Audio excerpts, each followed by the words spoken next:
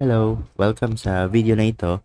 Magbigay tayo ng isang example na naging concern ng ating user sa template na ito sa ating lending business. May kinalaman sa loan percentage calculation. So, magbigay tayo ng example.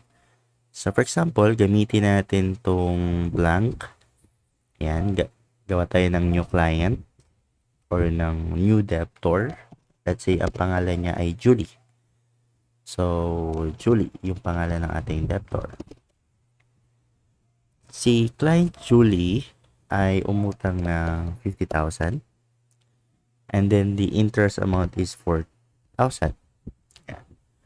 So, babayaran niya yan for the 12 months. So, 4 times 4 times 12,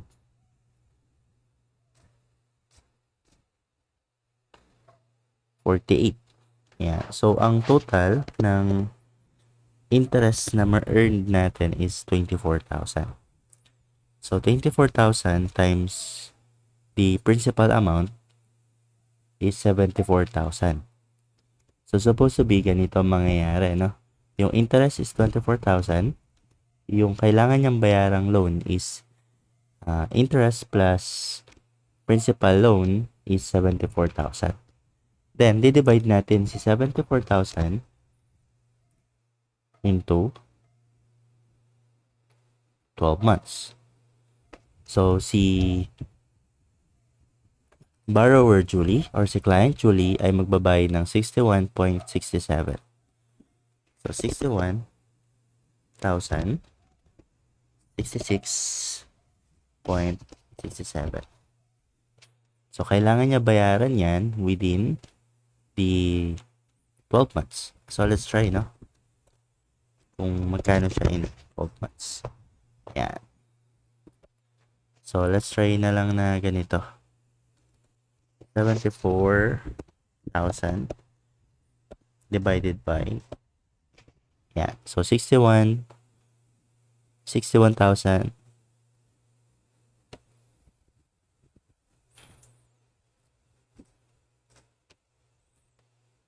6166.67. Bakit parang too much?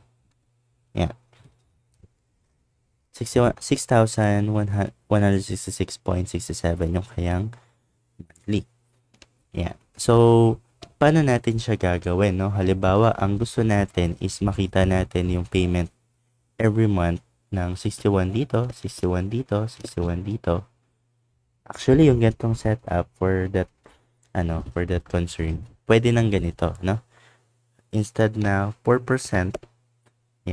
instead na 4%, yung 4%, pwede mong gawin siyang into times 12. So, 4 times 12 is, lagyan natin,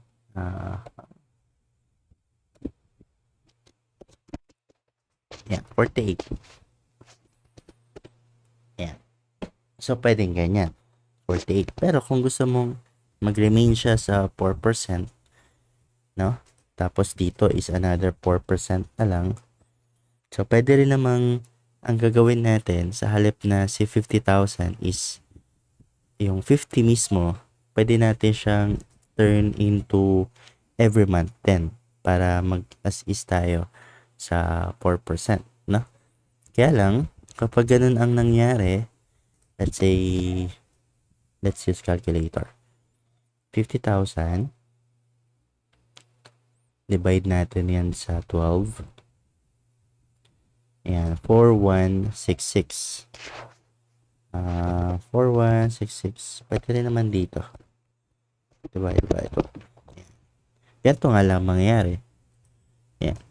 Masyadong maliit yung interest. Kaya, syempre, yung interest applied yan, hindi lang naman sa month na ito, kundi yung interest na 4% applied siya for the 12 months. So, kung kukunin mo yung pinaka-interest na magiging monthly nito ng principal loan every month, so dapat ita times mo rin to sa 12. So, again, magiging 48% siya. Oops, sorry. 40. Yan. Kaya, yung 50,000 loan na principal loan, since 4% yung kukunin mo doon, 2,000. Kaya ang sa entire year, 1 year, 12 months to pay, magbabayad siya ng 2,000. Yan. So, pwedeng ganyan.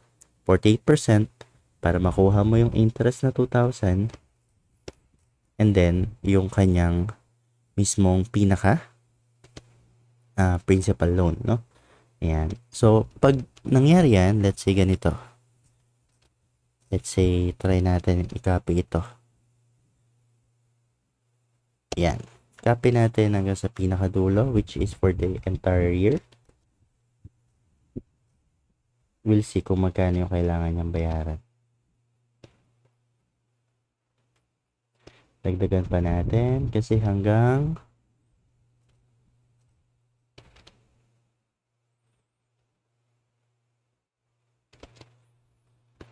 December siya. Yan. You'll see. So, loan is equivalent na ng 50,000, and then each month, kailangan niya pang magbayad ng tig to 2,000 interest. So, total na kailangan niyang bayaran is 74,000. So, kapag nagbayad siya, 6,166.67.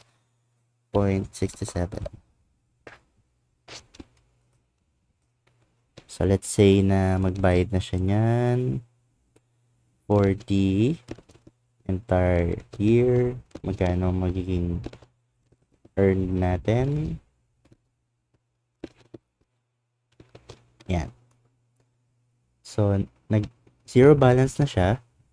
And then, yan. Ang nabayaran niya is 74,000. And nagkaroon lang ng medyo konting decimal dito kasi hindi natin complete yung 6.67. Hindi natin siya dinagdagan nung yan 6666.7. Hindi natin ginawa, kaya may ganyan, which is normal lang naman yan. So yan yung other option. Yung other option, yung pinaka simplest of all, pinaka madali. Let's say duplicate natin. Actually 2. Yan, eto at times mo siya sa 48%, 50,000. Yan. So, ganyan na siya. Then, yung babayaran niya is i-divide mo na sa, let's say, ang total na kailangan niyang bayaran is 74,000. Divide natin siya into 12. So, yan yung kailangan niyang bayaran. 6,166.67. So, kung mababayaran niya yan for the entire month, entire year, kasi 12 months to pay. No need to worry about changing the interest kasi wala naman tayong nilagay. Since nandito naman si loan sa 48%. Yeah. We'll see. So, wala na siyang balance. At ang nabayaran niya is worth 74,000. So, yan yung So, yan yung sa pang option.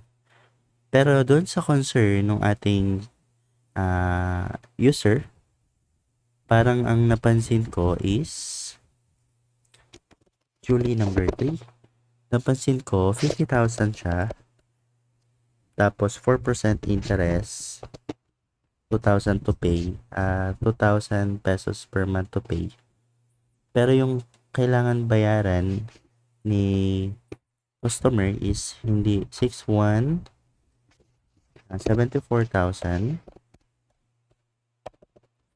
divided by 12. Hindi 6,166. Kundi 6,146. Yan, then walang decimals. Yan. So, kung ganyan ang scenario, try natin siyang i-times sa 12. Yan. So, parang ganyan yung marireceive ni business owner for the entire 12 months. Ayan, 73,000. So, I think that is not, that is not 4%. Something, yan eh. Medyo mahina tayo sa computation.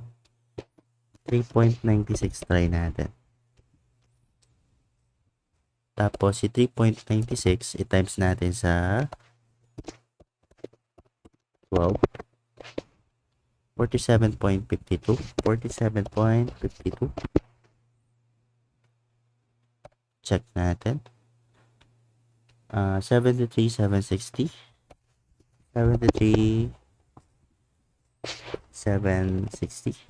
divided by 12. Yan. So, nasa ano siya? 3.96 yung naging, I think, yung naging pinaka interest percentage ng ating user, hindi 4%. Pero kung 4% yon, ito yung example. Kung gusto ng iba na simple at yung isahan na lang, madali makita na 50,000 talaga siya, pwedeng ganito yung setup. Times na lang yung interest sa isang buwan for the 12 months. So, 4 times 12 is 48. Or, kung gusto talaga na makita yung principal plus yung interest, ito ang principal, ito naman yung interest. Yan. So, then, yung payment is ayan din. So, pwedeng ganitong setup. Pero, syempre, still, since yung loan mo is dinivide mo siya into 12 months, kailangan mo pa rin i-times into 48% si interest. Kasi since yung 4% hindi lang naman siya apply for one specific month. Apply yung 4% na yon for the entire 12 months. Kaya 4 times 12 is 48% ng interest. Okay? So, yun yung mga possible na pwede nating gawin regarding sa kung paano tayo mag-compute ng mga percentage dito sa ating lending business tracker. Yun lang. Salamat sa panonood.